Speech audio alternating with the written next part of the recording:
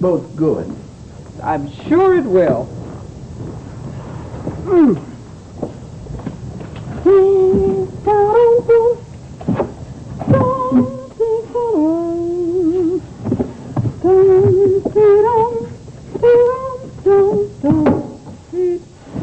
Feel mighty good this morning, don't you? I always feel good, Grandpa. Here's your coffee. Thank you. You know something? I'm very fond of you. I kind of guessed that. Tell me now, what happened? Happened? Ain't too often I hear you humming. And when you do, something happened. You know me too well. Sometimes I think you know me better than Chris does. I think I do. I have some very interesting information. Your great-grandson and his mother are going to have Thanksgiving dinner with us. Did you ask, Lisa? No. Bob did. Bob? When did you hear this? He told me last night after he came home. I must say, I'm surprised. Well, frankly, I was a little suspicious. Of what? Oh, Grandpa, there has to be a reason why Bob asked Lisa, because this is the first time he's invited her here or anywhere else, as a matter of fact, since they've been divorced. Did you ask him why he invited her? He said something about not wanting her to have Thanksgiving dinner alone. He didn't think it was right. It was real nice of the boy.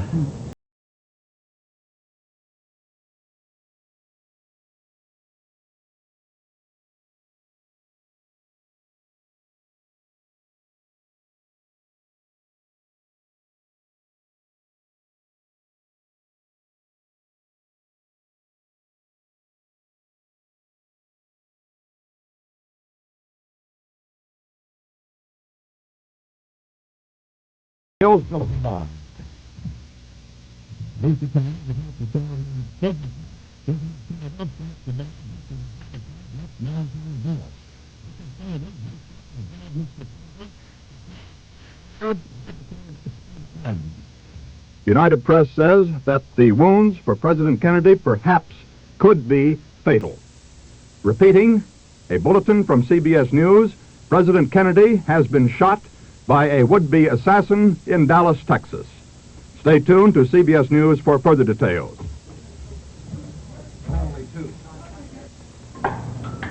It takes more than an instant to make a real cup of coffee. That's why Nescafe has come up with a new kind of coffee. It's more than an instant. It's new Minute Brew Nescafe. Anybody can make a coffee more instant, but Nescafe makes it more coffee, a new kind of coffee. Minute Brew. Minute Brew Nescafe is a new discovery, a new way to hold in extra rich flavor. So please help us. Let it brew in the cup a few seconds longer for all that extra flavor to come out. In other words, with Minute Brew Nescafe, it takes a little longer, but you get a lot more coffee. If you agree it takes more than an instant to make a real cup of coffee, buy this completely new kind of coffee today. New Minute Brew Nescafe. It's more than an instant, yet costs no more. New Minute Brew Nescafe.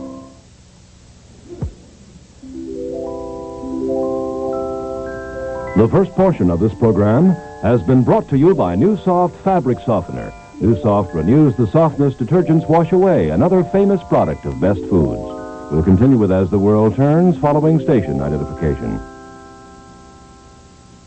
Follow Todd and Link to a mountain adventure with a pretty girl on Route 66 tonight on the CBS television network.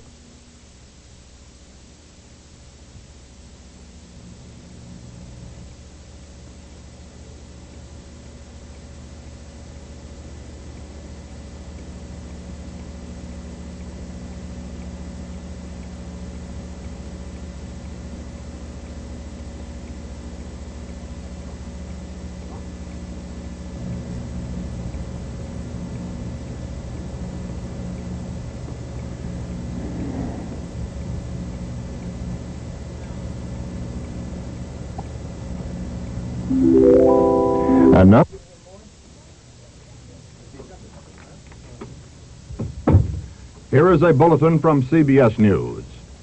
Further details on an assassination attempt against President Kennedy in Dallas, Texas. President Kennedy was shot as he drove from Dallas Airport to downtown Dallas. Governor Connally of Texas in the car with him was also shot. It is reported that 3 bullets rang out. A Secret Service man was heard to shout from the car, "He's dead." Whether he referred to President Kennedy or not is not yet known. The president, cradled in the arms of his wife, Mrs. Kennedy, was carried to an ambulance and the car rushed to Parkland Hospital outside Dallas. The president was taken to an emergency room in the hospital. Other White House officials were in doubt in the corridors of the hospital as to the condition of President Kennedy. Repeating this bulletin, President Kennedy shot while driving in an open car from the airport in Dallas, Texas to downtown Dallas. Recounting again the details of this incident, 3 shots were heard to ring out as Kennedy and Governor Connally and Mrs. Kennedy rode in the back seat of the open car. Immediately, a Secret Service man said he saw blood spurt from the president's head. He fell into the laps of Mrs. Kennedy, and Mrs. Kennedy shouted, "Oh, no." Governor Connally was seen to crumple also. The car sped on, the motorcade speeded up, rushed to Parkland Hospital in Dallas, where the president and Governor Connally were rushed to the emergency room. A Secret Service man was heard to say, "He's dead," as the president was lifted from the rear of the White House touring car, the famous bubble top from Washington, and taken into the hospital. Reporters about 5 car lengths behind the chief executive heard what sounded like that 3 bursts of gunfire. We will keep you advised as more details come in. The incident has taken place only in the last few minutes in Dallas. Stay tuned to CBS News for further details. I've got a hunch. I don't know if I should say anything about it because I may not be right, but I have an idea that your sister has been pushing a few checkers around on the checkerboard. Penny? Yeah. Are you saying you think that she had something to do with it? Mm-hmm. How could she have anything to do with it? Well, Bob, what you don't know is that Penny has talked to me several times about trying to interest Neil into going back into medicine. Oh, I didn't know that. No, I'm sure you didn't. Well, I told Penny that if Neil was going to go back into medicine, that he'd have to do it on his own, without any push or pull from me or any other doctor, and not from her either, as a matter of fact. But Dr. Casson... She's talked to him, too. You see, Doug feels differently about Neil than I do. Why, I don't know. And you think that Penny asked him to? That'd be my hunch, yes. I'm surprised. And yet I'm not. Must we get a menu? Waiter? I'd like to order. I'm kind of hungry. Yeah, so am I.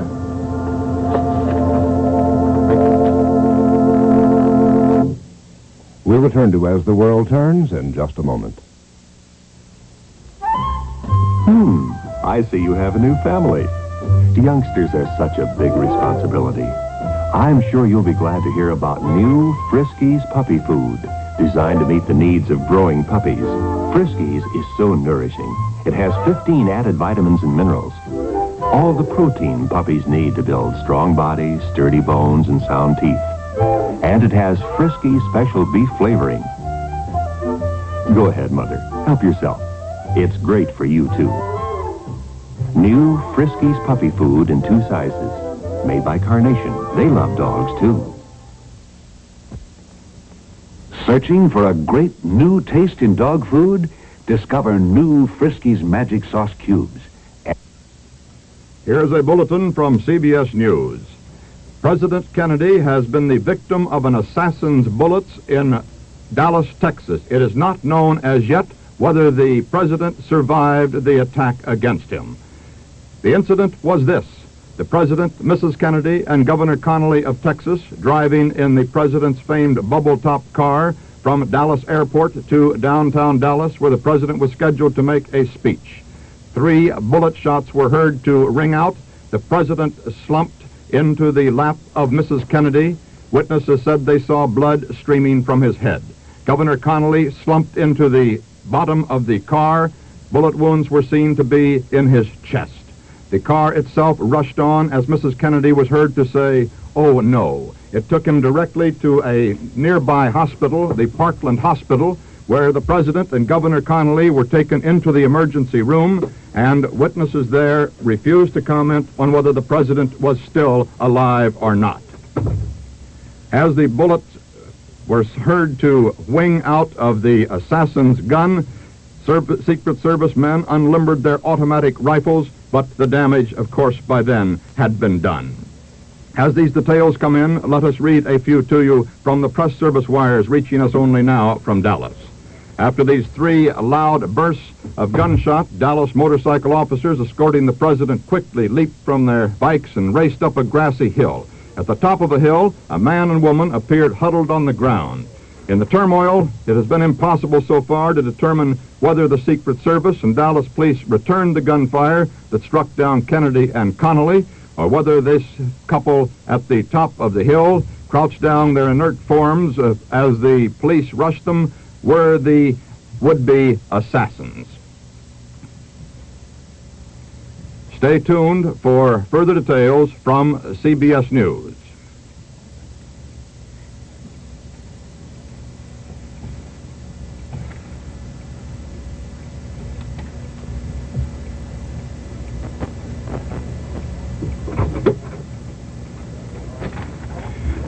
We'll bring you details now, more details on the attempted assassination of President Kennedy.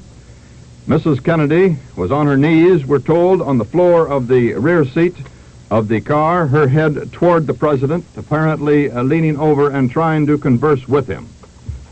AP reporter who was with the group said that this man and woman we reported earlier were on a hilltop, were seen scrambling to the upper level of a walkway overlooking an underpass to which the car was approaching. Lawrence O'Brien, the presidential aide, says he has no information on whether the president is still alive. Mrs. Kennedy was weeping, trying to hold up her husband's head when the reporters reached the car as it dashed toward the hospital. Vice President Lyndon Johnson was in the car behind the president. There was no immediate sign that he was hurt. Repeating that, no indication Vice President Johnson was hurt. In fact, there was no evidence at all at what might have happened to Johnson, since only the president's car and its Secret Service follow-up car went on to the hospital.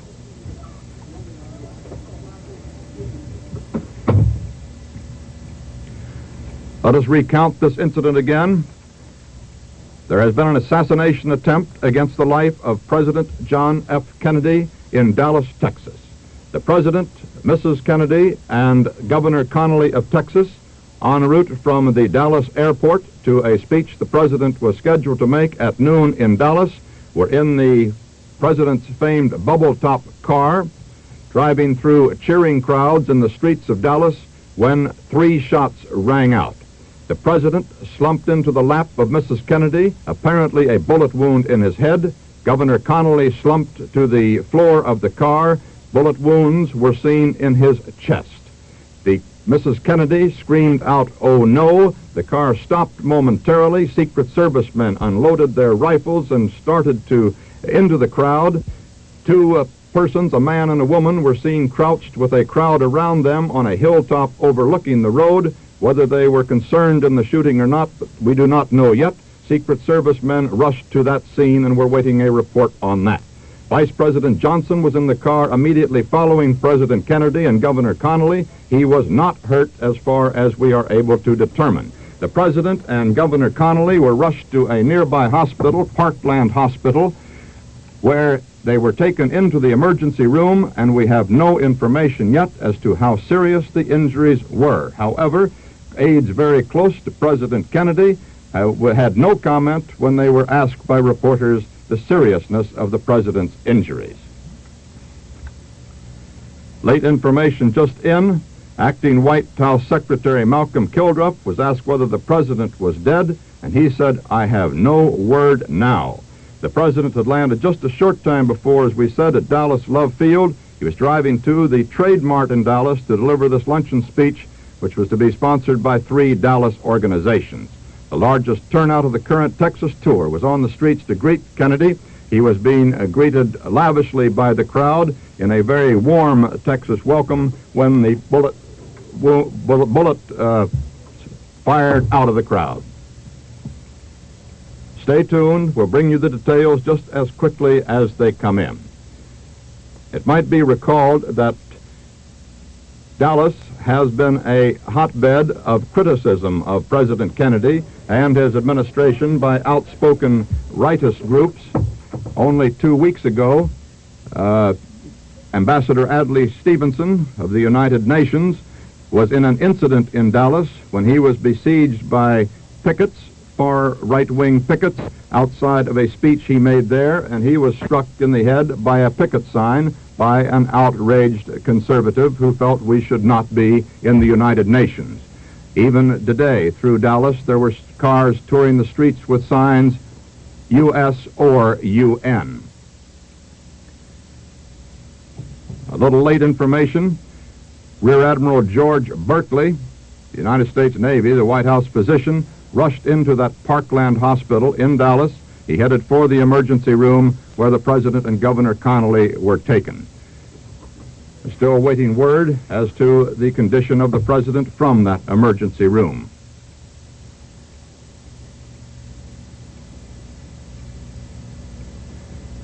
Governor Connally of Texas is the young governor who managed the campaigns of Lyndon Johnson over the last several senatorial and vice presidential campaigns of Johnson's. He is a leader of what is considered the more conservative wing of the Democratic Party in Texas. Part of the reason for President Kennedy's being in Texas was said was to try to patch up differences between the conservative and liberal wings of the Democratic Party, which it was believed endangered the chances of the administration taking Texas in the 1964 election. Let's recount again that President Kennedy and Governor Connally of Texas lie in the emergency room at Parkland Hospital in Dallas as an anxious world waits to learn how serious are the injuries that they suffered from an assassin's bullets. President Kennedy has been injured apparently in the head, Governor Connally of Texas in the chest. 3 bullet shots were heard to ring out as the president's car drove through the crowded streets of Dallas on the outskirts from the airport toward downtown. Further details now as we learn that the motorcade was so strung out as a result of the speedy Secret Service departure from the scene of the shooting that members of the Kennedy staff were from 15 minutes to a half hour behind in reaching the hospital. It was impossible, they tell us now, under the tension at the hospital to assemble any clear-cut story of the incident because the burst of gunfire, of course, took only seconds, and from there on out, confusion. Some of the Secret Service agents thought the gunfire, however, was from an automatic weapon fired to the right rear of the chief executive's car, possibly from a grassy knoll, and that's that knoll to which motorcycle policemen were seen racing and where the huddled figures of a man and a woman were seen on the ground with a crowd surrounding them, which suggests, of course, that perhaps this is where the shots came from. This we do not know as yet positively.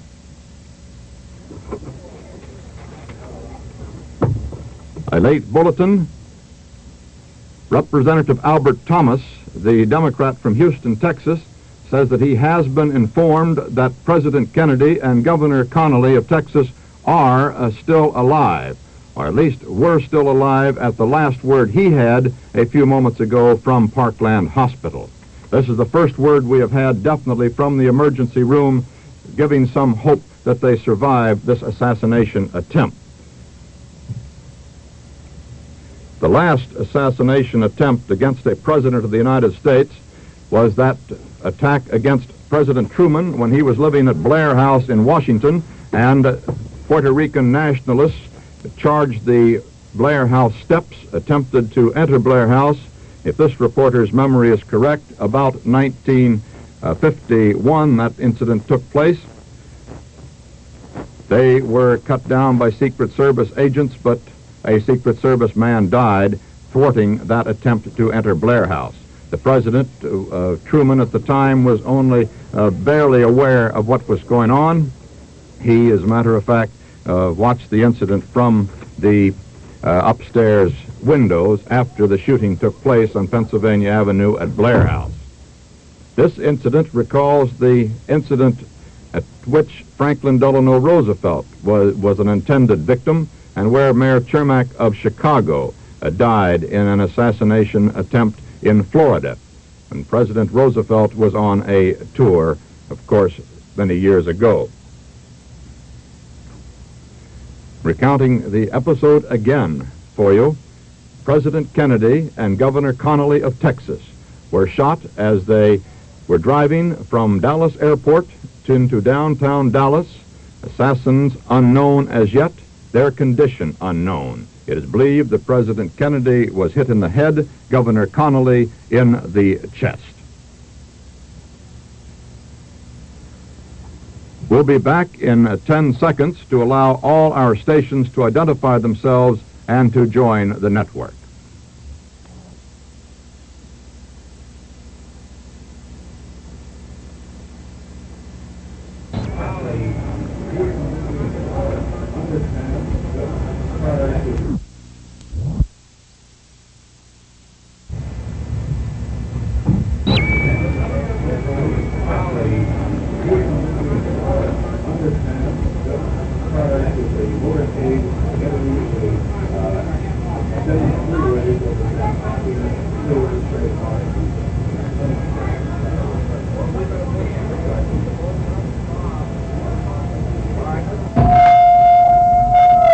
Crime Guide in our newsroom, and there has been an attempt, as perhaps you know now, on the life of President Kennedy. He was wounded in an automobile driving from Dallas Airport into downtown Dallas, along with Governor Connally of Texas. They've been taken to Parkland Hospital there, where their condition is as yet unknown. We have not been told their condition. At Dallas, in the downtown hotel room, a group had been gathered to hear President Kennedy when he was waiting his arrival. Let's switch down there now, where Eddie Barker of KRLD is on the air.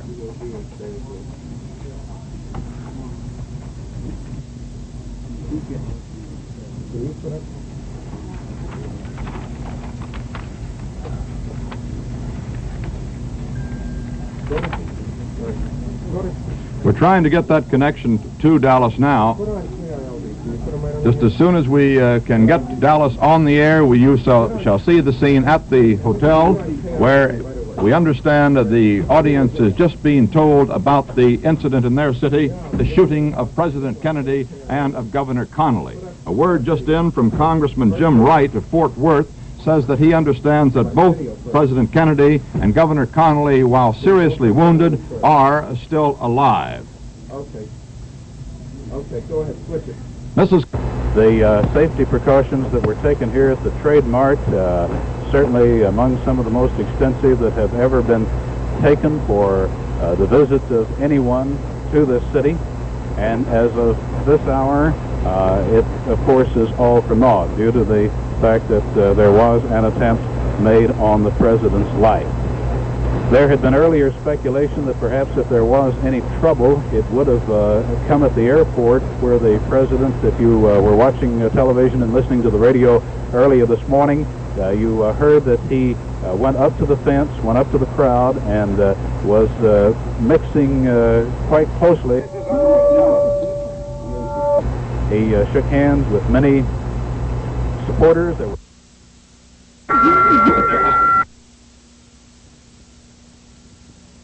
There was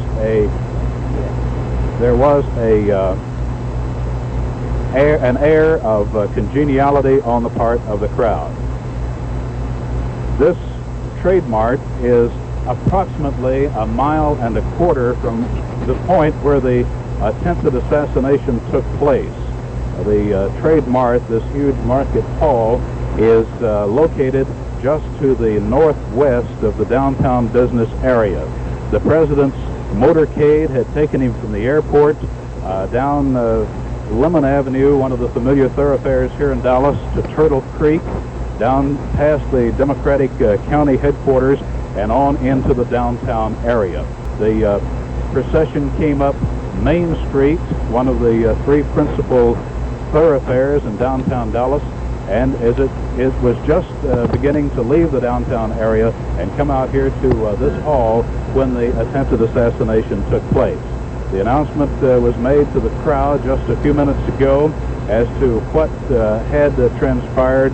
No report on the condition of the president as yet. Yes, Dick? There is an unconfirmed report, Eddie, that the president is in critical condition, that Governor Connolly has gone to the operating room. This is an unconfirmed report. That the president is in critical condition and that Governor Connolly is now in the operating room.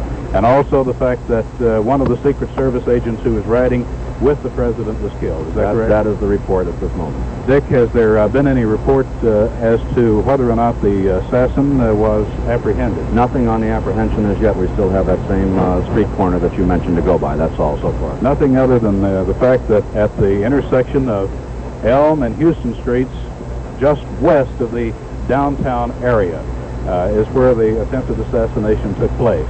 There is a look of shocked disbelief on this crowd that has turned out for the president.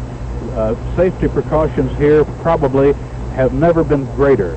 It was only a couple of weeks ago that an incident occurred here that caused some to think that it would have been better had President Kennedy not gone ahead with his announced plans of coming to Dallas.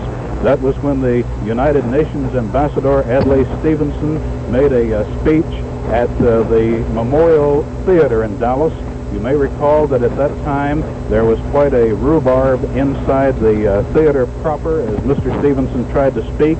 One man, a Frank McGehee, who is the leader of the National Indignation Convention, a group of extreme rightists here, tried to interrupt the ambassador. He was ejected from the hall. Then later, when Mr. Stevenson left the hall and tried to go to his car, he stepped away from his police protection for a minute and into the arms of a very hostile crowd. A woman hit him with a placard, and he was also spat upon by a 23-year-old Dallasite. This caused, of course, the fact that the precautions for the presidential visit went to extremes that have not been known here before. The report is that the attempted assassins, we now hear it was a man and a woman who fired the shots, were on the ledge of a building near the Houston Street underpass. Just from memory, that would...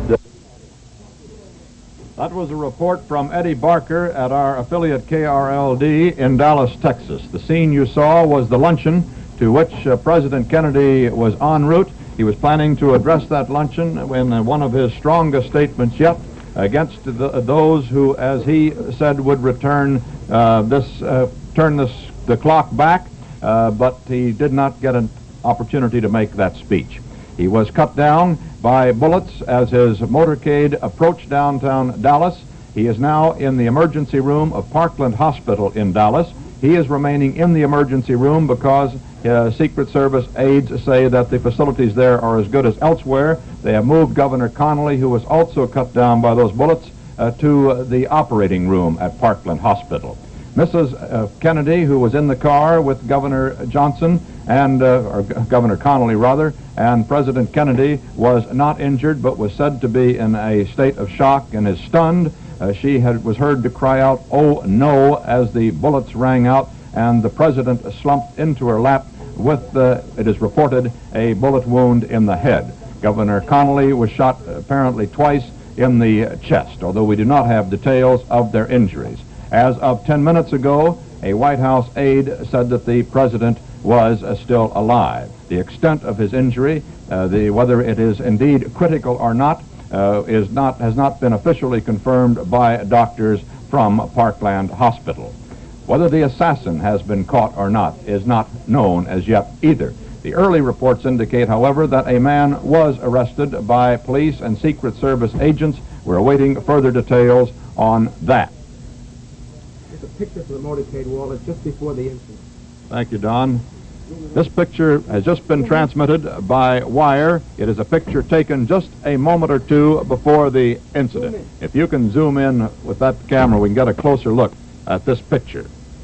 You can see the president in an open car. The famed bubble top was not being used today. The president out in the open on a balmy Texas day. It had been raining earlier in Fort Worth when he made an appearance there to cheering crowds in a parking lot there.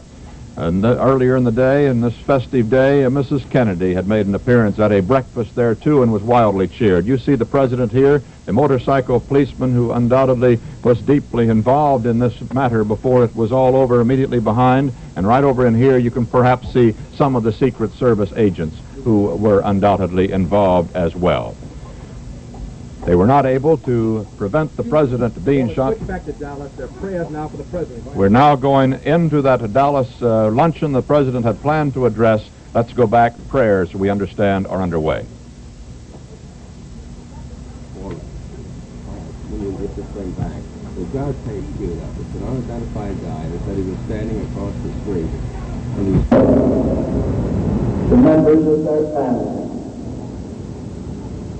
So we pray that even in this gathering, that we may reveal that calm that shall be pleasing to thee,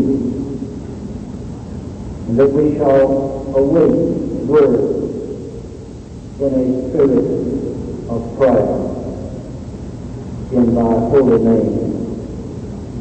Amen. That was the Reverend Luther Holcomb, who is the Executive Secretary of the Dallas Council of Churches, and who was to have given the invocation here for the President's address today. As you can imagine, there are many stories that are coming in now as to the actual condition of the President. One is that he is dead. This cannot be confirmed. Another is that Governor Connally is in the operating room. This we have not confirmed. Another is, and apparently this is correct, that one of the Secret Service agents whose job it was to guard the life of the president was killed in his line of duty. The president was whisked from the scene of the attempted assassination, or assassination depending upon his condition, of course, at this hour, by bus to Parkland Hospital, which is located about 1.5 miles from this site, which would make it about 3 miles from the site of the shooting. It is a city-county hospital here, and the president undoubtedly is in the emergency room at that hospital, which would be on the first floor of Parkland. No word as yet. We are awaiting something more official. It is, of course, difficult, certainly, to go on scanty reports of something like this. This is the first time that the life of a president has been taken, or possibly taken, in some time. Am I too close? Of course, the time in the House of Representatives when the Congress was shot up for a while. As my memory serves me, I think there have been 3 assassinations in the history of presidents. President Lincoln, of course, President Garfield, and President McKinley, the 3 who have died by the hand of an assassin while in office. The crowd now beginning to get up and leave, most of them, of course, unsure, as we are at this time, as to just... That was Eddie Barker at our affiliate KRLD in Dallas, Texas. This is Walter Cronkite back at the CBS newsroom in New York. We have just been advised from Dallas that blood transfusions are being given to President Kennedy. However, 2 priests have been called for and have entered the emergency room at Parkland Hospital, where he rests after the assassination attempt, which now was about a half-hour ago. Mrs. Kennedy and Mrs. Connally are stunned, but they are at the bedsides of their husbands at Parkland Hospital. As we told you, President Kennedy lies in the emergency room. Governor Connally of Texas, also shot, has been taken to the operating room. Members of the White House staff have gathered in the waiting room at Parkland Hospital in the buff-walled hallways there. They're standing around now waiting for the word from the room. There was a report that a person had been arrested in this assassination attempt, and KRLD in Dallas did get an audio tape, did an interview, that is, with a man who said he saw the arrest. Let's listen to some of that interview. Building, and as I told you earlier, a youngster said that he saw a colored man fire 3 times from the window of that building. I was in a car in the presidential caravan, about 7 cars behind the president's car. As we made the turn here at the intersection of Elm and Houston, I heard first a loud report. It sounded to me like a giant firecracker. Then in quick succession, 2 more. Immediately in front of me, I saw people begin to fall on the grass and run for bushes in a park area here. Then police officers ran on the scene, and there was a wild general search throughout this entire neighborhood. Finally, one of the officers found a small colored boy who said that he saw a man fire from about the 4th floor window of the school book depository building. Now, a white man only has been escorted from the building. The fire department had earlier come upon the scene with gear, and there was a room-to-room search of this building, which has 2, 4, 6, 8, 9 floors. The building right across the street diagonally from the Dallas County Courthouse. So evidently, the men the officers were looking for, or perhaps one of them, has been taken from the building, but now I see police officers running back toward the entrance of the Texas School Book Depository building, and evidently they are going to continue searching in that building for the would-be assassin of the president. This is Jim Underwood in Dallas. Back to CBS News. In New York, the New York Stock... Yes. This afternoon, that's 5 minutes ago, after the market took a violent downturn at the news of the assassination attempt against President Kennedy. Let us recall for you now what has transpired in this... KRLD is reporting they've been told by somebody in the hospital the president's dead. Only a rumor, but they've been told that. KRLD is saying. Well, that's a repeat of something that you heard reported to you directly a moment ago from KRLD television in Dallas, and that is the rumor that has reached them at the hotel that the president is dead. Totally unconfirmed, apparently, as yet. However, let's go back to KRLD in Dallas. Operating room, we do not know what his condition is, but the report is that the president is dead. This is not confirmed. This is something that, this is something that the word just came to us a minute ago. The word we have is that President Kennedy is dead. This we do not know for a fact. The word we have is that he is dead, that he was shot by an assassin at the intersection of Elm and Houston Streets, just as he was going into the underpass. The word we have is from a doctor on the staff of Parkland Hospital who says that it is true. He was in tears when he told me just a moment ago. This is still not officially confirmed, but as I say, the source would normally be a good one. President Kennedy on his second visit to Texas. The first time he came here, actually the third time. I remember he came here when he was a senator from Massachusetts a few years ago. And I recall the time he came into the airport here, and there was no one on hand to meet him.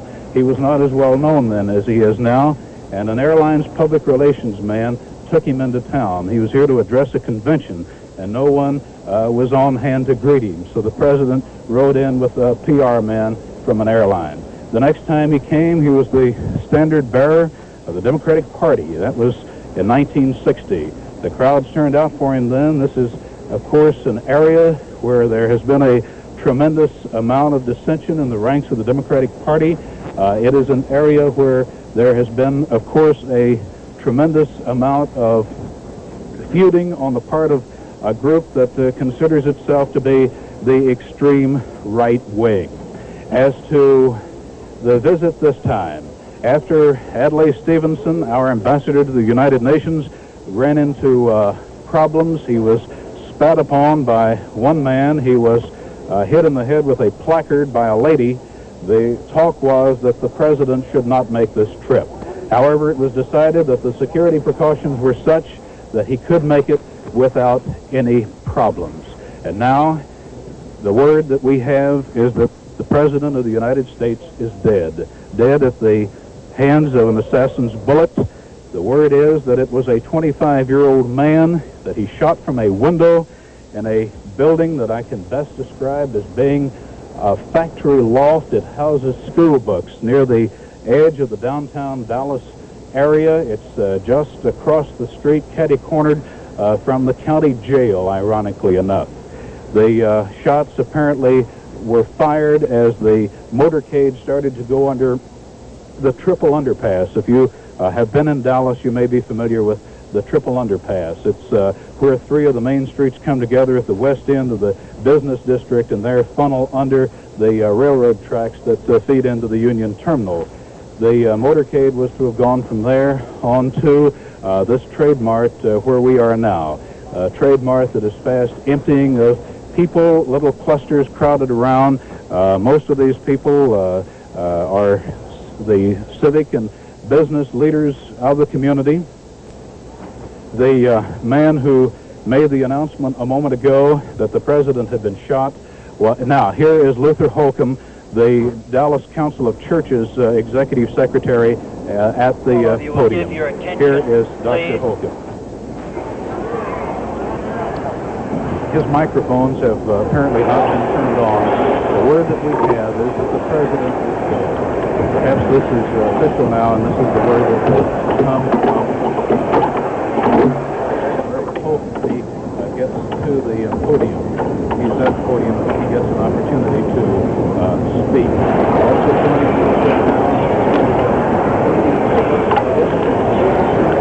it is official. The President of the United States has been assassinated in Dallas, Texas.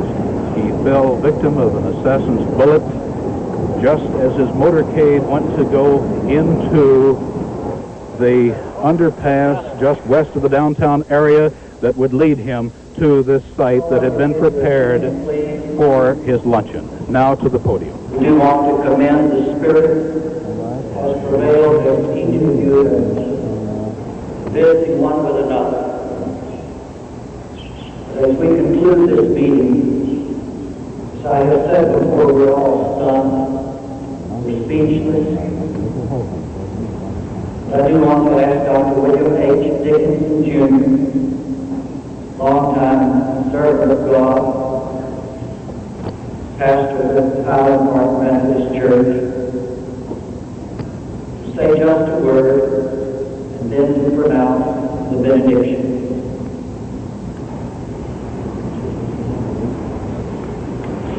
There are no words to express what we're feeling.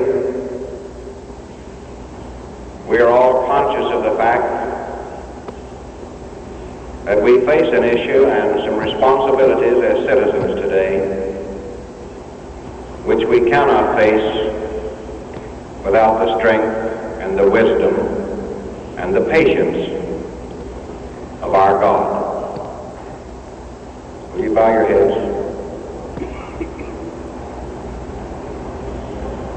Draw near us, O God, and sustain us with thy presence, and grant unto us wisdom, strength, courage, to live in keeping with thy law, and to live as free men. Amen. Dr. Dickinson, the pastor of one of the largest Methodist congregations in the world. The word was not given to the crowd, but we understand that the president is dead. This we do not have an absolute confirmation on, but this is the word that we have. As we said a few minutes ago, he apparently died in the operating room at Parkland Hospital, which is the city-county emergency hospital here, located about 1.5 miles from this building. The president and his party have been in Texas now since yesterday. They arrived in San Antonio, then to Houston, then to Fort Worth last night. He walked into a big crowd of some 6,000 to 8,000 this morning in a parking lot in downtown Fort Worth. The fears here were that had the president had a problem in Dallas, it would have been at the airport upon his arrival. That was Eddie Barker at our affiliate KRLD in Dallas, Texas, speaking from the room where President Kennedy had been scheduled to make an address to 3 Dallas organizations, but an assassin's bullets cut him down on the way to that meeting from the airport. Here is what happened this morning just an hour ago. It has been 1 hour since that electrifying flash came over the wires that bullet shots had been heard to ring out in the Kennedy motorcade. President Kennedy arrived at Dallas Airport from Fort Worth, Texas. It was the 3rd stop on his swing of Texas that began yesterday, a swing that up to then had been wildly greeted by thousands of Texans. He had been given a warm Texas welcome. He arrived at the airport and with Mrs. Kennedy and Governor John Connally of Texas climbed into an open limousine to drive through streets crowded with cheering Texans. About 2/3 of the way to the downtown hotel where he was scheduled to make a speech. As his car approached a railroad underpass, 3 shots were heard to ring out. Mrs. Kennedy was heard by reporters nearby to scream, "Oh no!" The president, blood gushing from a wound in the head, slumped into her lap. Governor Connally slumped onto the floor of the limousine. It was later determined that he had wounds in the chest. We also have just heard that perhaps Vice President Johnson was wounded in the arm in this incident. He was seen entering the hospital, at least, holding his arm, and has not been seen in the corridors of the hospital with the waiting White House aides since.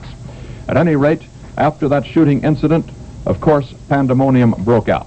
The Secret Service men, well trained in their job, immediately began fanning out into the crowd looking for the assassin.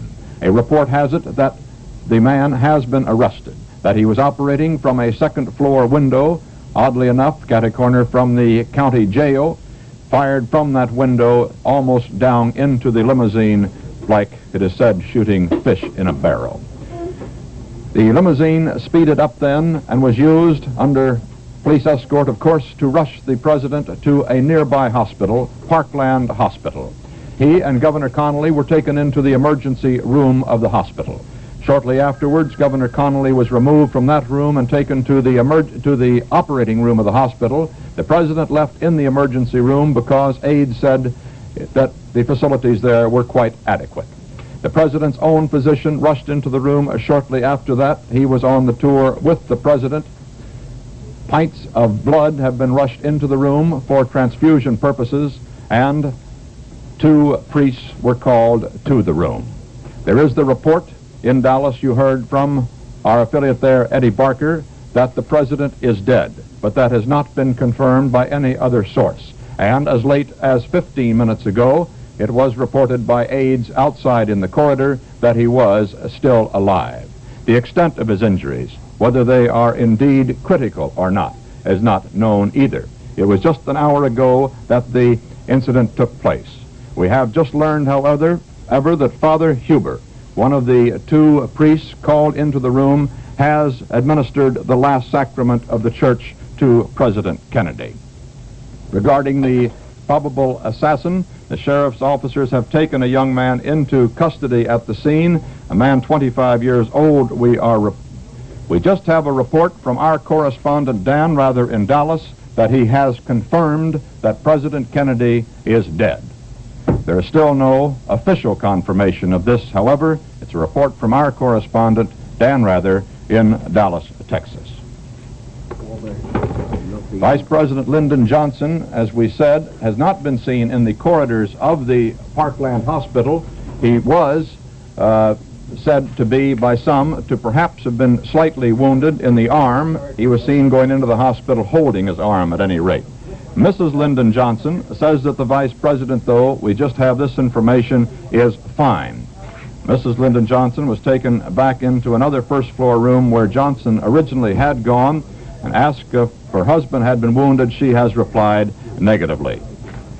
Secret Service operators then took her away, and there were no more questions permitted. The vice president is on the scene. If, as Dan Rather reports, it turns out that President Kennedy has been assassinated, is dead from the injuries suffered an hour ago in Dallas, Texas. We have no further information on the condition of Governor John Connally of Texas, who was shot in the chest by this assassin's bullets. He was taken to another room of the hospital, and no further information on him so far. Mrs. Kennedy was in the car, as we said, with President Kennedy. He slumped into her lap, and she is said to be bearing up reasonably well. Stunned, but not in a state of shock as yet. She was seen crying in the corridors of the hospital. Bill Stinson, an assistant to Governor Connally, says he talked to the governor in the hospital operating room. He says the governor was shot just below the shoulder blade in the back. Stinson said he asked Connally how it happened, and he said, "I don't know, I guess from the back. They got the president too." Stinson said that he asked Connally if there was anything he could do, and Connally replied, "Just take care of Nellie for me." Nellie is Governor Connally's wife. Governor Connally could very possibly have been shot in the back with the assassin's bullets still coming from the front of the car. He rode in a small jump seat in the center of the back of the specially built presidential limousine, specially built for such public performances such as this. As a matter of fact, the car is so built that the president sits higher than he would in a normal automobile, so that the crowd can get a good look at him. But as it turned out today, so that an assassin can also get a good shot at him. Further information here. The Catholic priest who helped perform the last rites, Father Huber, Dallas, said that he did not believe the president was dead at that time. The priest left the emergency operating room at Parkland Hospital and walked out of the hospital. There has been, just a moment,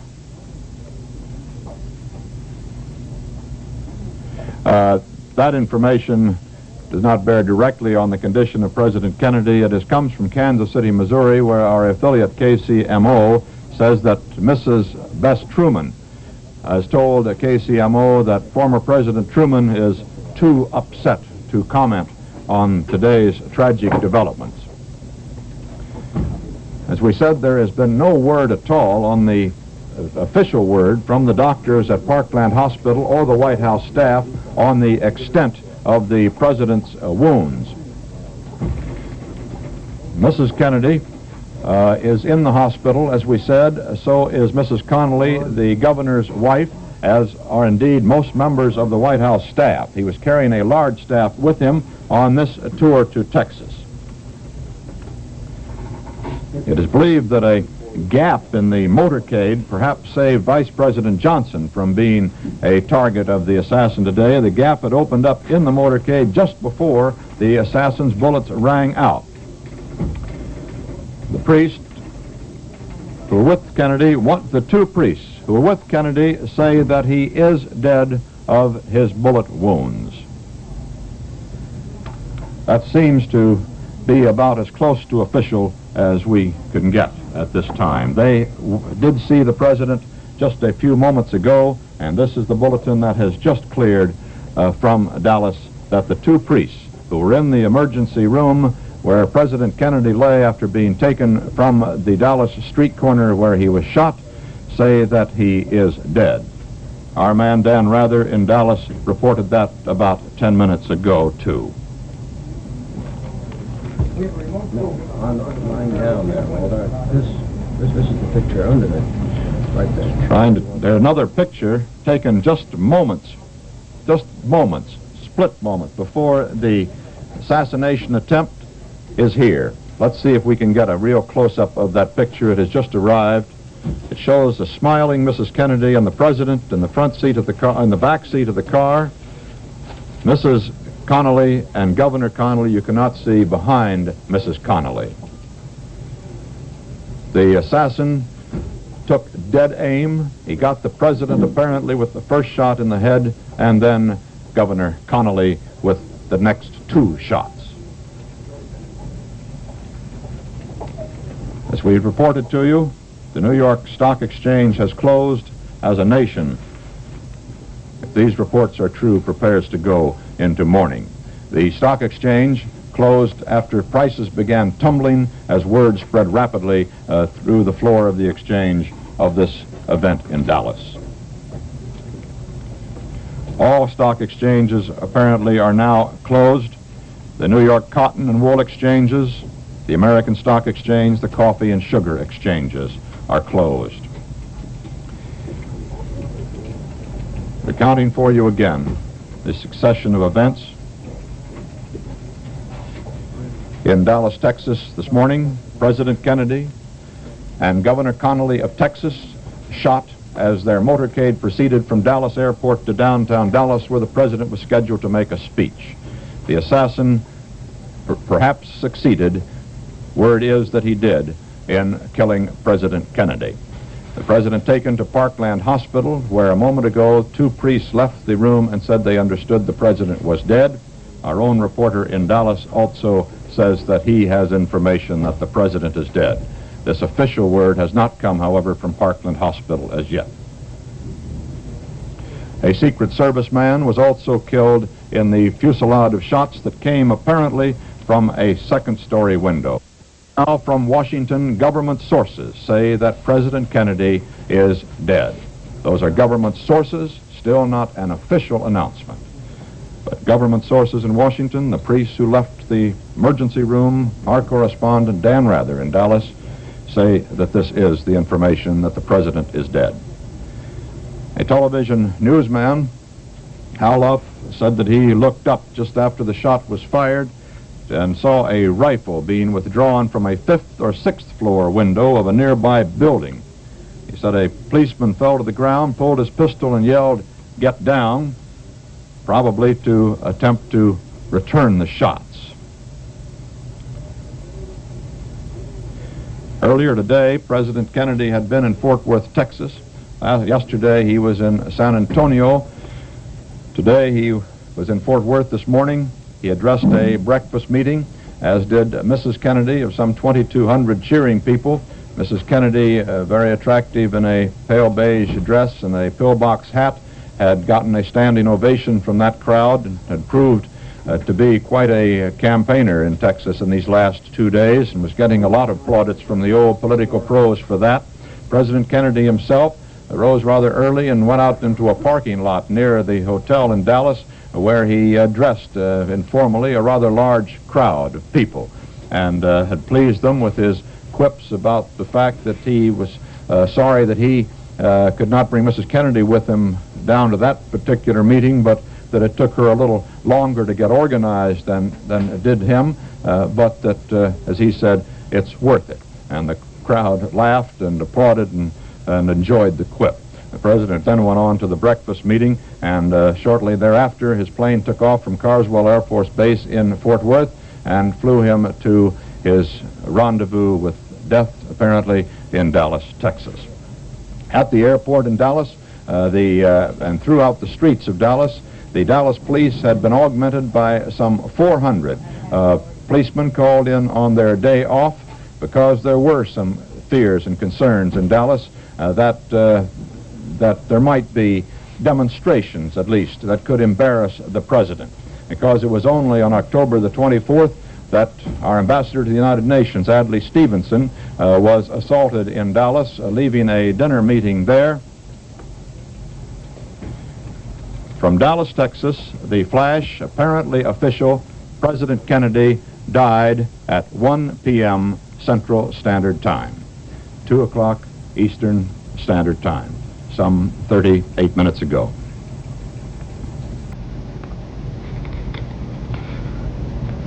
Vice President Johnson, the Western of the Dallas Governor, have stated that the 56th President of the United States.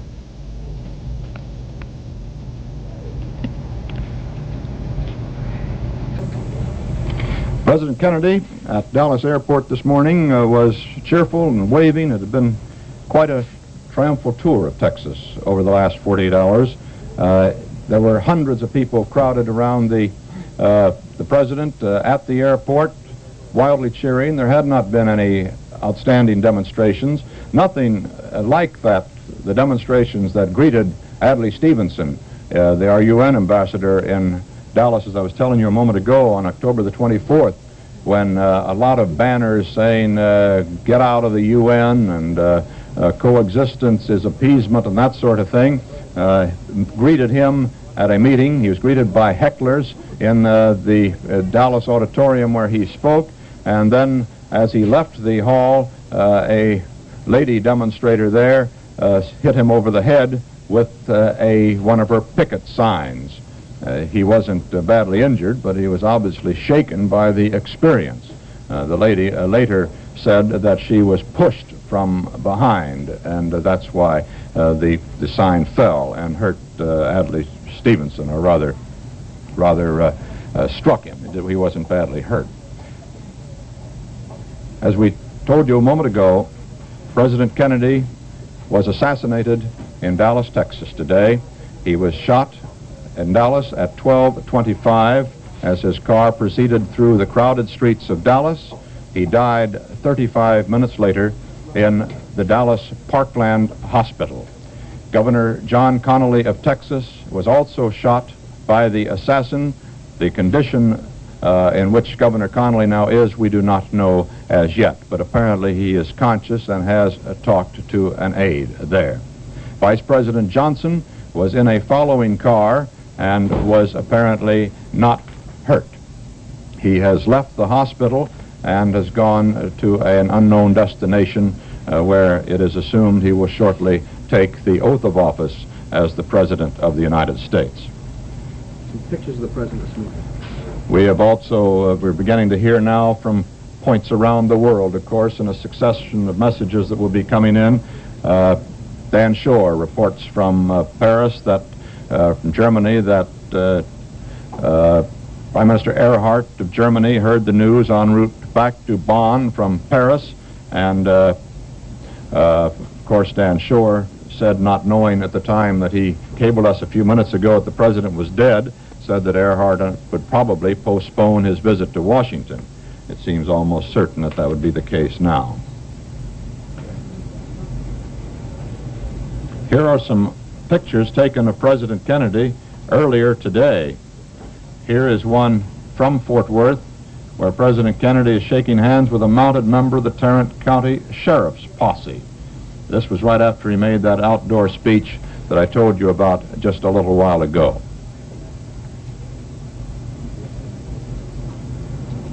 And another picture of the President and Mrs. Kennedy at that Chamber of Commerce breakfast at Fort Worth, about which I was telling you.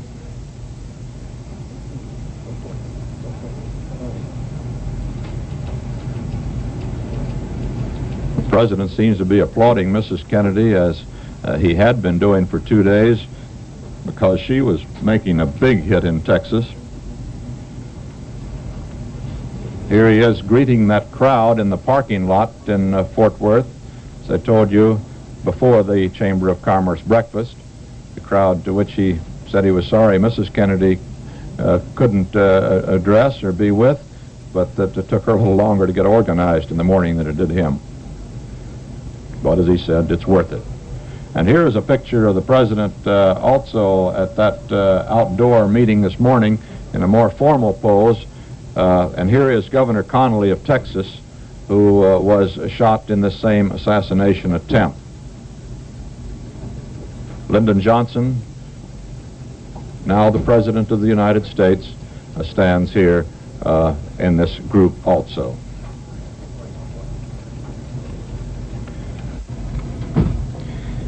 Apparently, the police are not convinced that they have the assassin, the young man who they are questioning. They have spread a giant dragnet around the city of Dallas, and they say that they're searching for a white man, about 30, of slender build, weighing about 165 pounds. They say that he apparently shot the President with a .30-30 rifle. That's a very high-powered and accurate rifle, which is a very popular rifle among the game hunters of Texas. Senator Yarborough of Texas, said to have collapsed in sobs as he told reporters of the slaying of President Kennedy.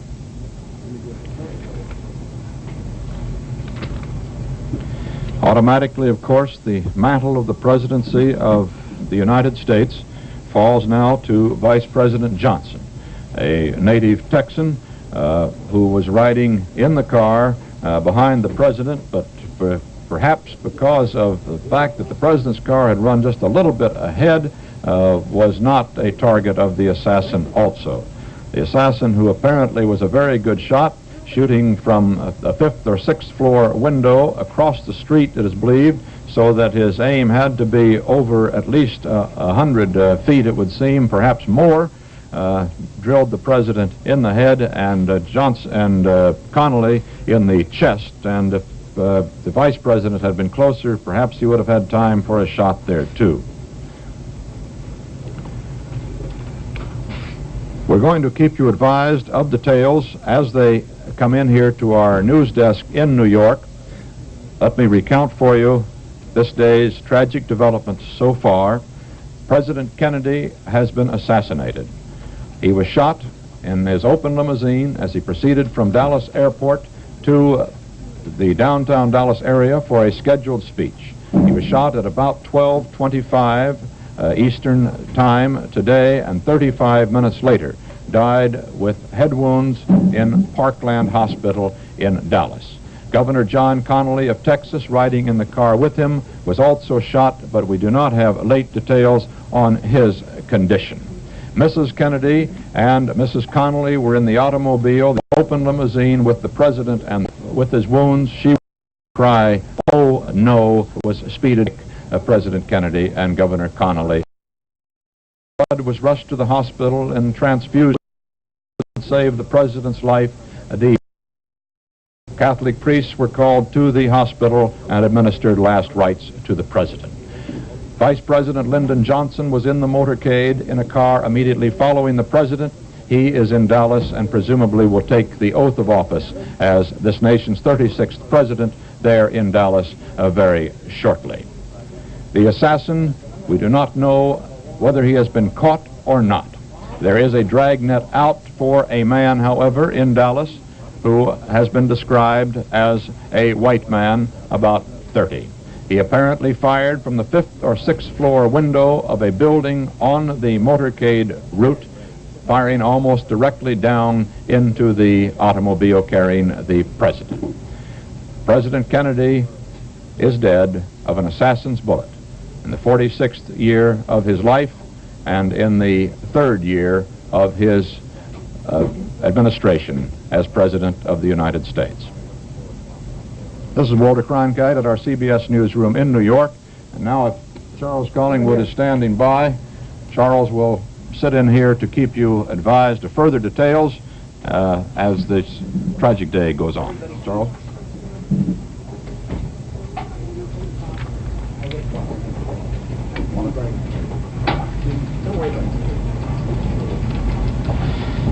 The entire nation has been taken up with the tragedy of the assassination of President Kennedy in Dallas, Texas. We've told you all that we know of the confused events that transpired this morning and early afternoon in the rest of the nation. The president died about 2 o'clock Eastern Standard Time, according to the reports which we have had. That was about an hour after the assassin's bullet felled him while he was riding in the car through downtown Dallas, Texas, to go out to an engagement in part of his tour of Texas. You've heard the reports that Governor Connally was also wounded, though apparently not as seriously, and that Vice President Lyndon Johnson, who was in the motorcade, apparently not wounded, will soon be taking, at some undisclosed spot, the oath of office as the 37th President of the United States. Mrs. Kennedy, who was riding beside the President, into whose lap the President fell when he was shot, is still at the hospital. She was not harmed. The White House spokesman has refused to comment on her condition. Vice President Johnson was, of course, under heavy guard by the Secret Service officials who were with the presidential party. He went to the hospital and then was taken from there by White House officials to another spot in Dallas, Texas. The Secret Service has always known that it is impossible completely to protect the President of the United States on occasions such as this. There's always been the chance that any president might be killed in a crowded situation with windows overlooking the street in an open car, such as presidents of the United States customarily travel, trusting in the good faith of the fellow citizens of this country. President Kennedy, we are told, was shot in the right temple. And according to Dr. George Berkeley, the White House medical officer, the White House physician, it was a simple matter of a bullet right through the head.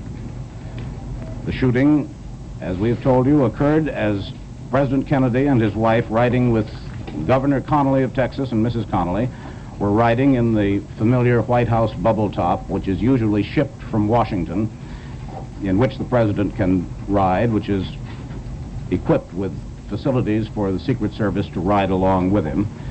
Was shot in that open car as he drove through the crowd of approximately 250,000 people in downtown Dallas. As it neared a triple underpass, which leads out from the center of Dallas toward the Trade Mart where the president was to address a luncheon, there were several bursts of gunfire. Most of the witnesses agree that there were 3 clearly audible.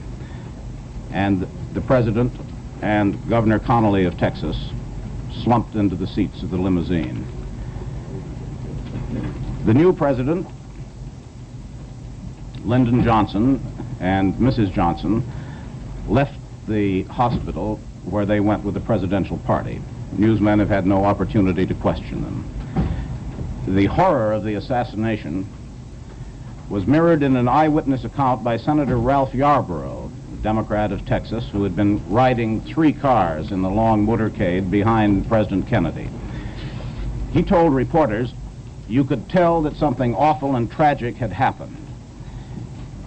Senator Yarborough's voice was breaking, his eyes red-rimmed, as he said, I could see a Secret Service man in the president's car, leaning on the car with his hands in anguish, anger, and despair. I knew then, said Senator Yarborough, that something tragic had happened. That was the way the news came, not only to those of us far away from Dallas, but to those in the presidential entourage itself. It happened so quickly, the cars were separated. It was not clear at first where the shots came from. That confusion resulted there and everywhere else, and there are still a great many loose ends to be tied up. The president apparently died 30 minutes, roughly, after the shot was fired. Governor Connally, who was wounded twice, apparently through the back, was reported in satisfactory condition. Presumably, the White House staff and President Johnson will go through some time in the next few minutes, if indeed it has not already happened, with the ceremonies of taking a formal oath of office to succeed the slain president. One reporter on the scene said that he saw a gun emerge from an upper story of a warehouse which commanded the presidential route through Dallas. John F. Kennedy was the first president to be assassinated since William McKinley was shot in 1901. It was the first death of a president in office since Franklin D. Roosevelt died of cerebral hemorrhage at Warm Springs, Georgia in April 1945. At that time, Vice President Truman was in Washington and was able to take the oath of office in the White House in a fairly short time. Undoubtedly, Vice President Johnson will succeed to the presidency through an oath of office in Dallas, Texas this afternoon. Police have already spread a dragnet around the city searching for the assassin. The man being sought, yes? Bob Trout is just taking a walk through Manhattan, reaction to people in the streets and things. Come, Bob. I want to put the mic between the two. Yeah. Like most Americans, Bob Trout was caught unawares and went through this city of New York unawares by this. Bob, what did you see? Well, I had heard, Charles, a few moments ago, and I just took a walk of almost a mile through Fifth Avenue and Madison Avenue here in New York City. And it was curious, there's not a single shop closed. When Franklin Roosevelt died so suddenly, the shops, somehow the word got around, the shops closed, and there were pictures of Mr. Roosevelt in shop windows in Fifth Avenue draped in black. But I haven't seen a thing like that. No bank is closed. The post office is open here very close to this building in Lexington Avenue. And most people are going about their business as if they hadn't heard yet, but the automobile radios are blaring out. And when a car stops, people form little knots around it, when it stops for a red light. But the strange thing is that some people have heard, and about every other block or so, you see people weeping openly in the street. I saw one man leaning against a lamppost with a handkerchief pressed to his eyes. And in two churches nearby, one is St. Bartholomew's and Park Avenue, one St. Thomas and Fifth Avenue, people are streaming in, and most of them weeping as if they're going in to pray. The only church bell I heard is on the Catholic church quite close by on 43rd Street, which is now tolling, which is just outside this building, actually. It's very odd, about 9/10 of the city going about its business as if it doesn't quite know. And, oh yes, I passed a school building, and the school had just come out, and every school child was weeping. The girls, they had handkerchiefs, the boys were crying, everybody was weeping as he came, all the children. But most people seem as if they don't know, the ones that do, very, very deeply affected. Strange. That's an experience which has been shared by something like 150 million people, isn't it? As the news came at this hour when people were having lunch or going about their ordinary affairs. We still have no fresher reports from Dallas of what is transpiring there. It is, as far as we know, official and without doubt that the President of the United States has been assassinated and is dead as the result of an assassin's bullet in Dallas, Texas. CBS News will stay on the air live from this newsroom in New York City throughout this day to keep you up to the minute on the latest developments in the assassination of the President. Vice President Johnson, who was with the presidential party, is expected to take the oath of office as the 37th President of the United States at any time this afternoon. The word, of course, has begun to spread throughout the world. In Rome, Cardinal Francis Spellman, there for the Ecumenical Council, said that he is shocked and grief-stricken to hear of President John Kennedy's death. As this afternoon goes on and as the word reaches leaders throughout the world, there will be many more messages of that kind. Governor Connolly, who was riding in the same car with the President and Mrs. Kennedy and Mrs. Connolly, and who was also shot twice by bullets apparently from the same assassin, Governor Connolly is reported in serious condition and in great pain. The only words we have from him were those to an aide: "Take care of Nellie," Governor Connolly's wife.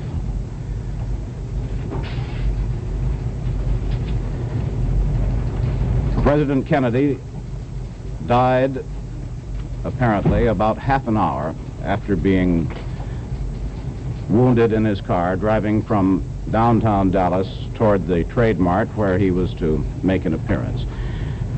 He was given the last rites by two priests of the Roman Catholic Church who came out of the ward, the emergency ward in the hospital at approximately 1:37 p.m. Central Standard Time.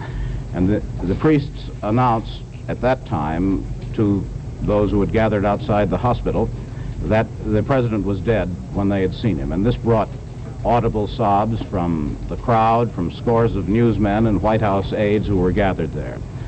Senator Ralph Yarborough, a Democrat of Texas, who was in three cars behind the president, talking only a few minutes before the newsmen, had collapsed in sobs as he told witnesses of told reporters of watching the slaying of the president.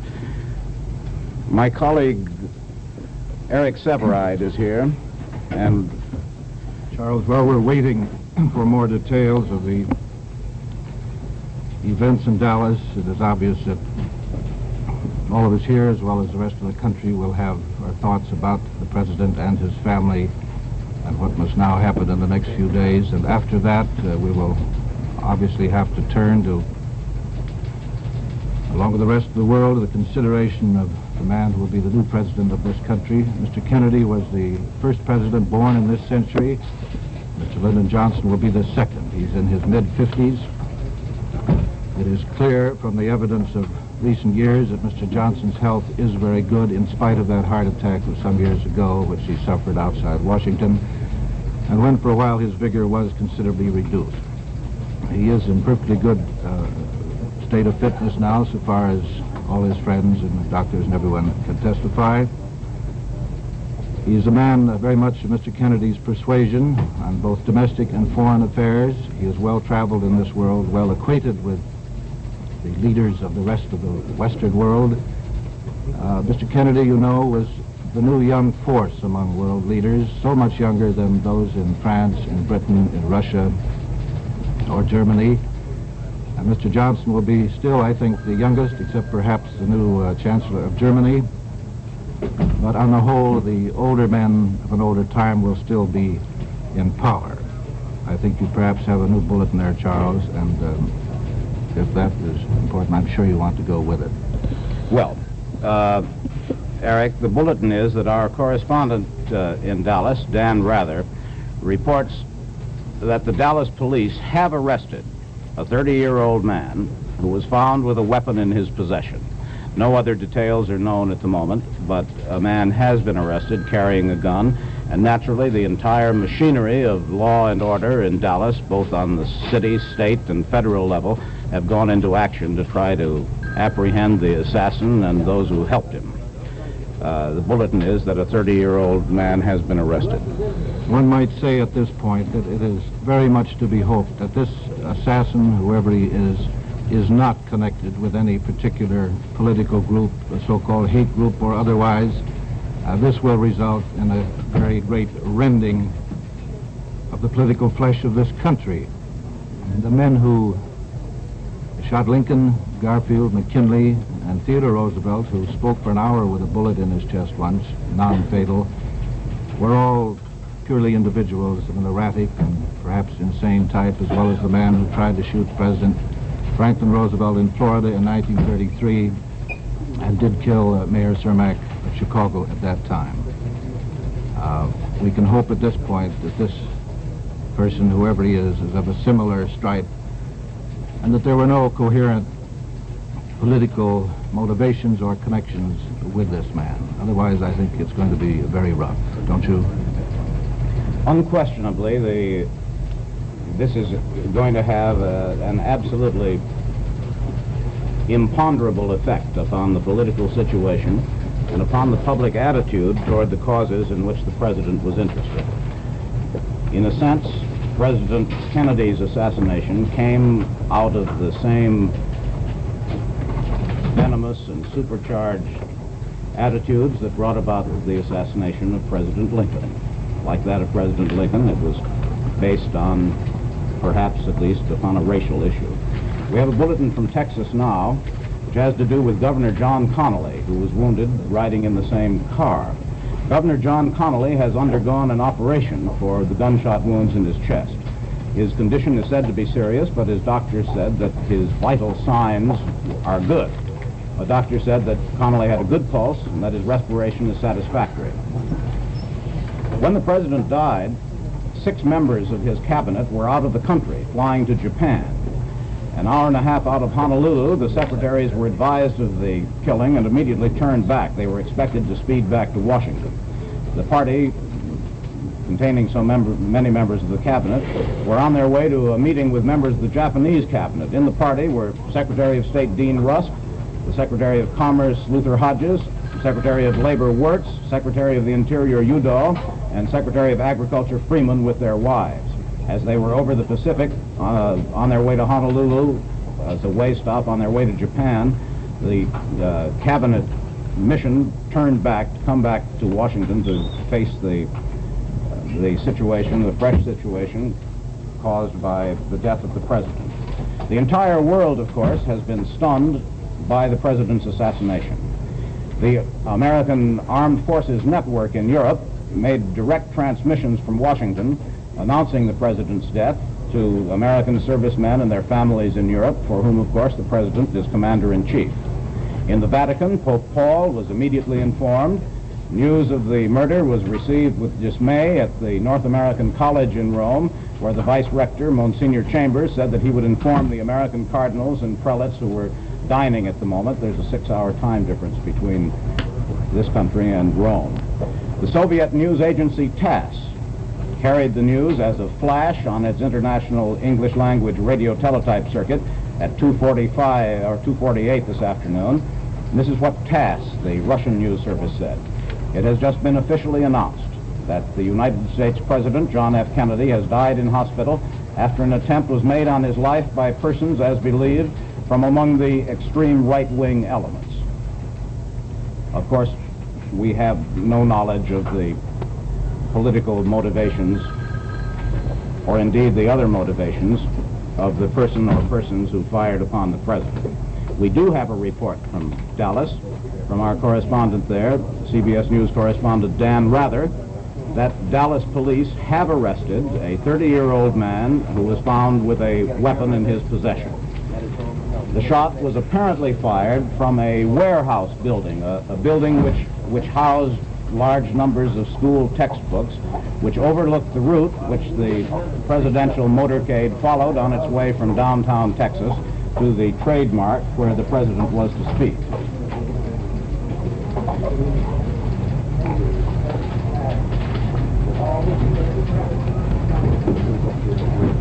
The reports continue to come in, but in a confused and fragmentary fashion. No one, however well prepared a Secret Service and a presidential organization may be, no one was prepared for this. It happened quickly in the midst of a large crowd of 250,000 people, and we are bringing you the reports as they come into us here in New York just as quickly as we can. And of course, CBS News will stay on the air, live throughout this day to keep you informed on the up-to-the-minute developments in the assassination of the president. Already, parallels are being drawn between other assassinations and sudden deaths of American presidents in office.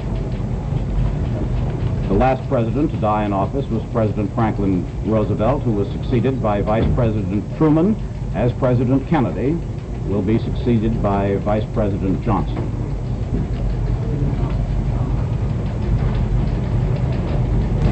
Looking back on the confused events of this morning, the President, Mrs. Kennedy, Vice President Johnson were on a tour of Texas. They had a large number of engagements to fulfill.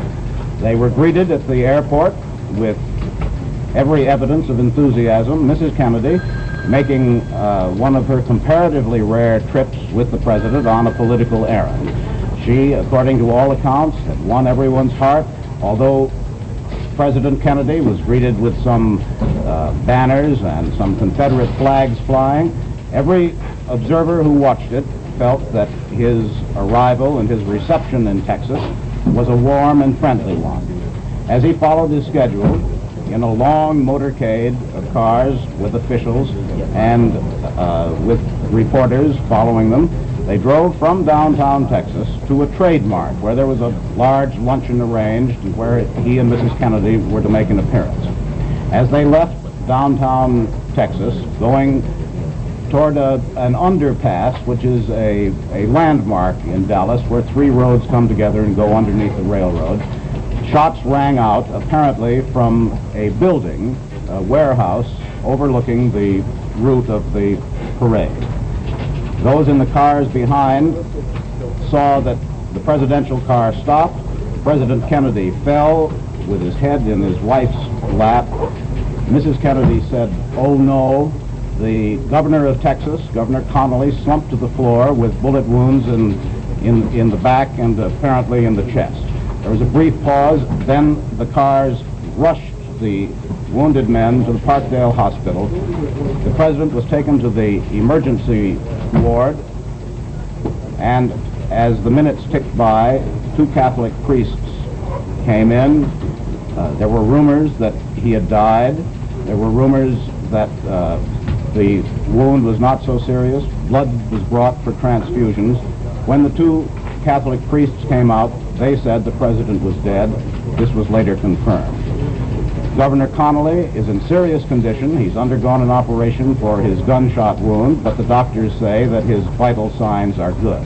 Vice President Johnson, who was not wounded, went to the hospital, as did Mrs. Johnson, and was then, after half an hour, taken away, or went off with the Secret Service men, who are now as anxious to protect his life as they had been that of President Kennedy, and he will doubtless take the oath of office as the nation's 37th president in a short time. All over the world, there have been expressions of shock and grief.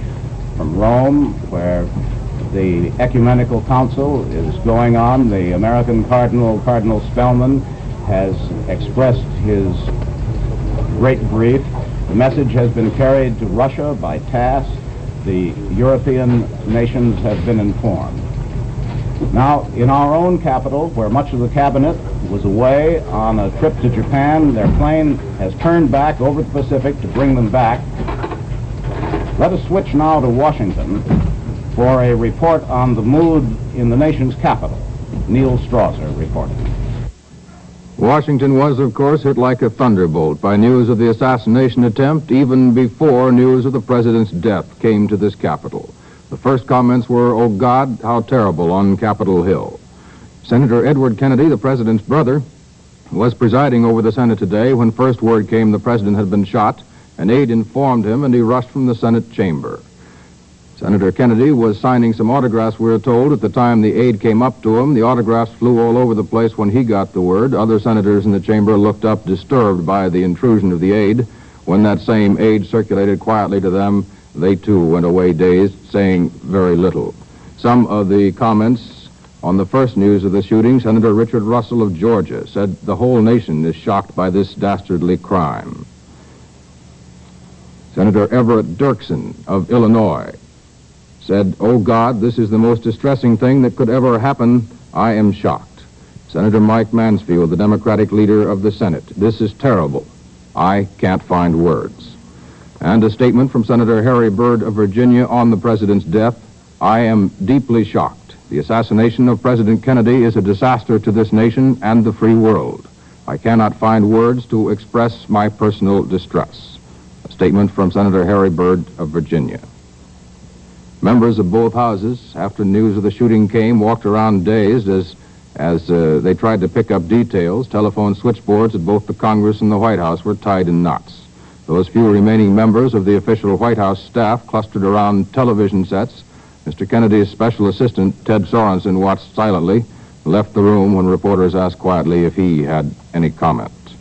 The president's other brother here in Washington, Attorney General Robert Kennedy, was having lunch at home when word of his brother's shooting reached him.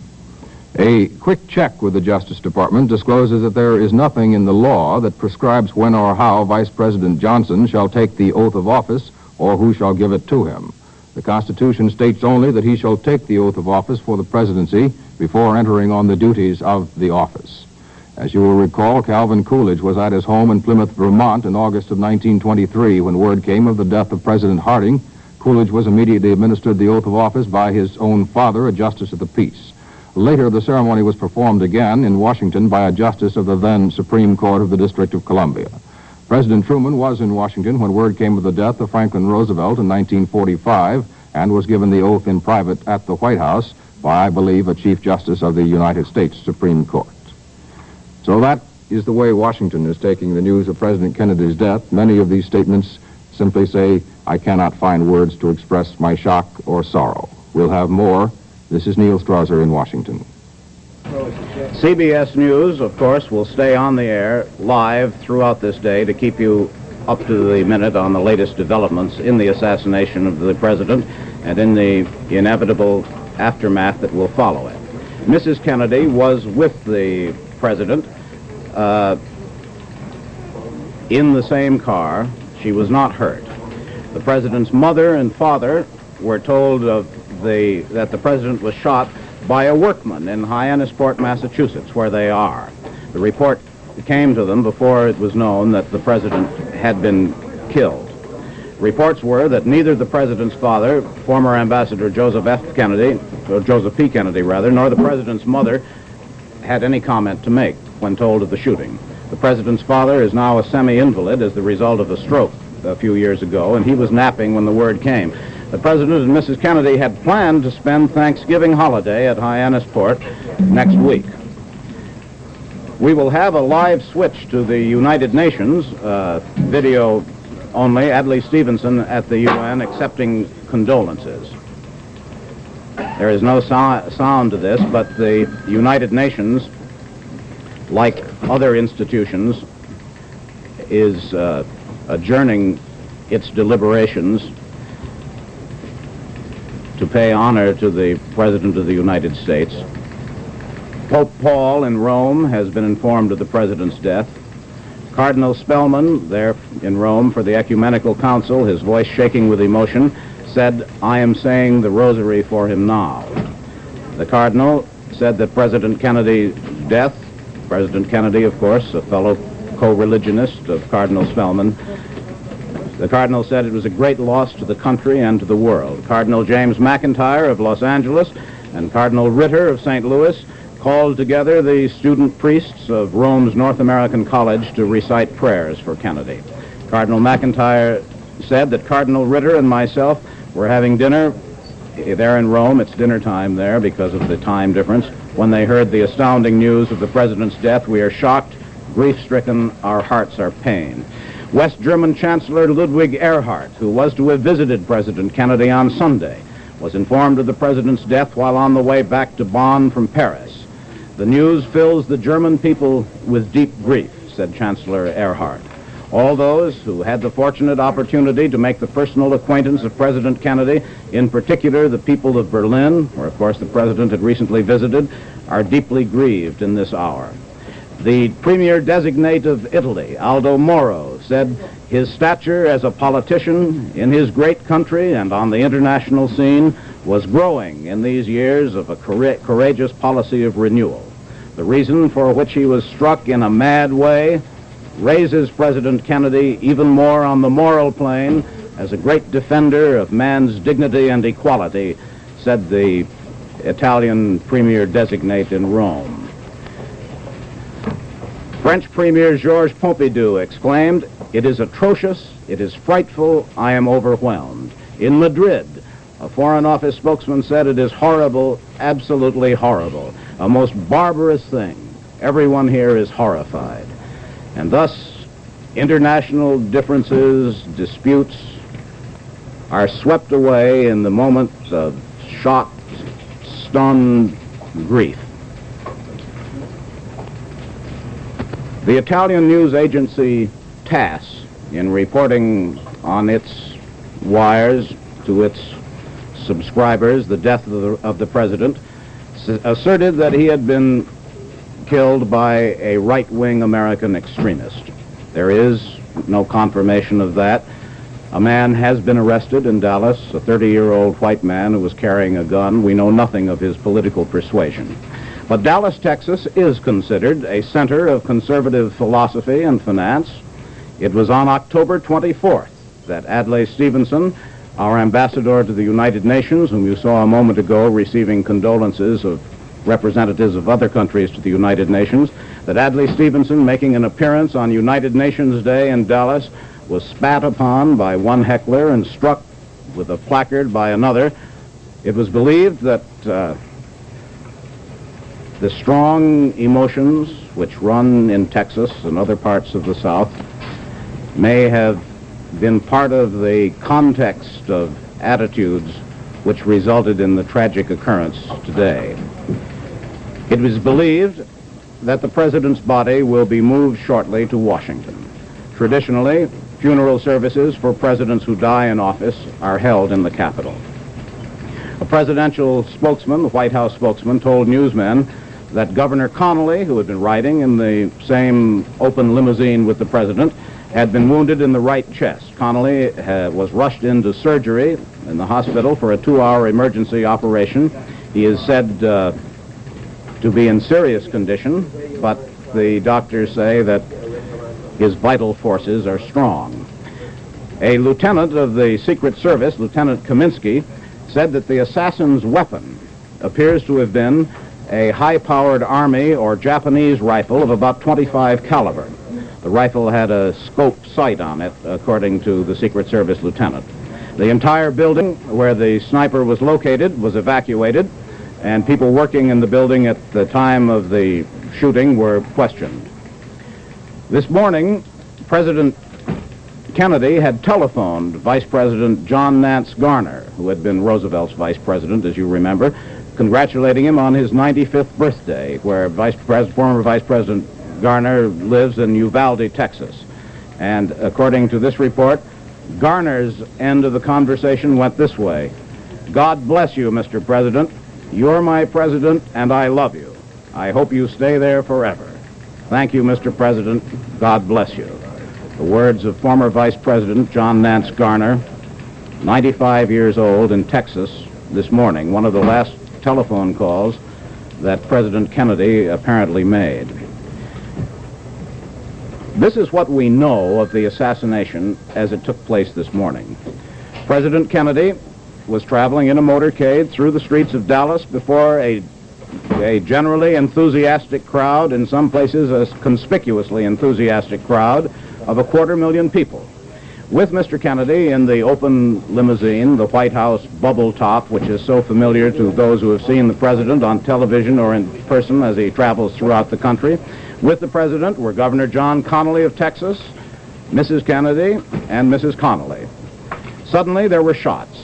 An eyewitness said that he saw them fired from a window in a warehouse building overlooking the route from downtown Dallas out to the Trade Mart where the president was to appear. Bullets hit Mr. Kennedy in the forehead, and Governor Connally in the chest. The two men were seen to slump into their wives' arms. Neither Mrs. Kennedy nor Mrs. Connally were hurt. One report has said, still not confirmed, that one of the Secret Service men accompanying and guarding the president was killed by the gunfire. Then, convoyed by police, the limousine raced off at top speed to Parkland Hospital, which was 5 minutes away. Meanwhile, police and Secret Service agents moved in on the assassin, searched the building, and an arrest of one man armed with a rifle is reported. The president and the governor were taken to the hospital's emergency room. The president was not moved from there and died there. The governor was moved to an operating room, and after an operation is reported in serious condition, but the doctors appear to be hopeful. Dallas motorcycle officers who were ranging along beside the cavalcade took off across a field in the direction from which the murderer apparently had fired. One officer raced to the foot of a nearby railroad embankment and climbed to the tracks above, gun in hand. No one knew quite where the shots had been fired for quite a long while. Apparently they were fired from a building and not from one of the knolls which rose above the road. White House Acting Press Secretary Malcolm Kilduff said that the president's body will be flown to Washington this afternoon. The Dallas Sheriff's Department said a rifle had been found on a staircase on the 5th floor of the building near the scene where it is now believed from where the shots were fired. It was a 7.65 Mauser, German rifle, familiar to those who served in World War II. The German-made Army rifle had a telescopic sight. One shell was left in the chamber. 3 spent shells were found nearby. Most of the witnesses, most of those who were in the cavalcade, as they attempt to recollect the sudden and confused events which took place, say that they heard 3 shots, which checks with the fact that 3 shots had been fired, one still found in the Mauser with which the assassin was apparently armed. Democratic Senator from Texas, Ralph Yarborough, who, like most other Texas politicians these days, have been engaged in hot political infighting there, was riding 3 cars behind President Kennedy, and he told newsmen in a choked and emotional interview that you could tell that something awful and tragic had happened. Senator Yarborough said, "I could see a Secret Service man in the president's car, leaning on the car with his hands in anger, anguish, and despair. I knew then," said Senator Yarborough, "that something tragic had happened." We continue to get reports from foreign countries as the word reaches the chiefs of state and simple people in other countries of the death of the American president. As always happens on these occasions, shock is the dominating note of the reports from abroad. We learned from Washington that Mrs. Sergeant Shriver, the sister of the president, has been taken by helicopter from the White House to Andrews Air Force Base, presumably to fly to Dallas to join Mrs. Kennedy, or perhaps to await there the return of the party from Dallas. Mrs. Kennedy, who was riding in the same car with the president, was not hurt, but has been taken to a quiet room in the hospital. At this moment, after the aftermath of the terrible moment that she had to go through, in which the shot rang out and the president slumped down, his head in her lap. Reports are still coming in. They do not perhaps add a great deal to the confusion of the events that we have been trying to sort out all day. But as they come into us, CBS News is going to stay on the air live from here throughout this day in order to keep you up to date on the latest developments in the assassination of the president and what happens next.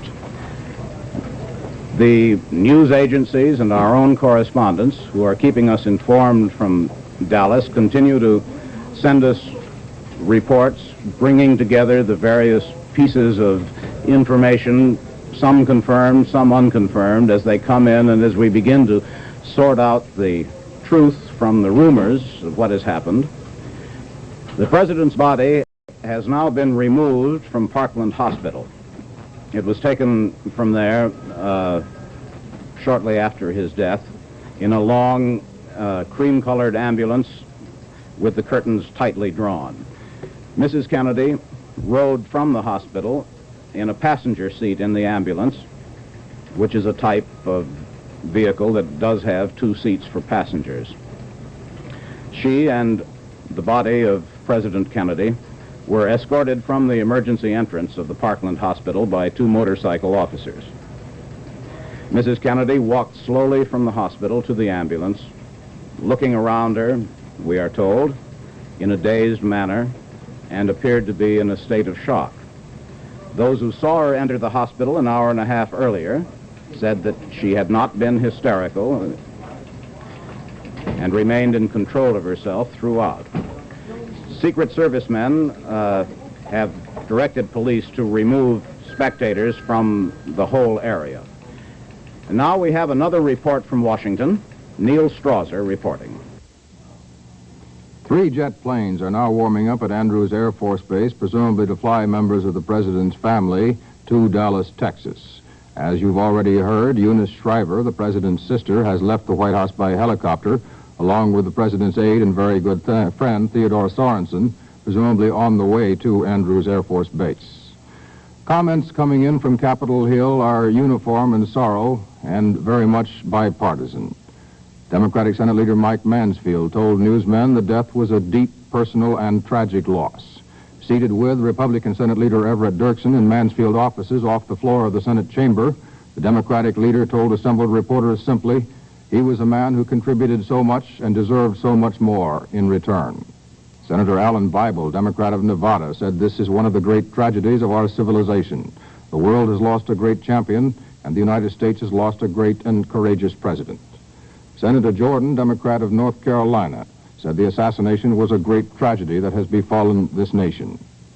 The Speaker of the House and the next man in line for the presidency after Lyndon Johnson, Speaker McCormick, issued this statement to reporters: "This is a tragic event. I feel very inadequate in expressing my thoughts. The nation," said Speaker McCormick, "has sustained a staggering loss, the significance of which is stupendous. Our country and the entire world will never forget President Kennedy. His leadership was superb in meeting the challenge of this period of world history. The warmth of his personality will never be forgotten. The relationship that has existed between the President and myself throughout the years has been very close and most friendly. In his tragic passing, I have lost a dear and personal friend." The statement of Speaker McCormick. We are told that an aide of Vice President Lyndon Johnson, now President Johnson, George Reedy, has arrived at the White House. There can be very little delay in these times, of course, to have a new administration take over. As we told you, the law says that the oath of office can be given by almost anyone. By now, Johnson could already have taken it. It is presumed he will take it very shortly.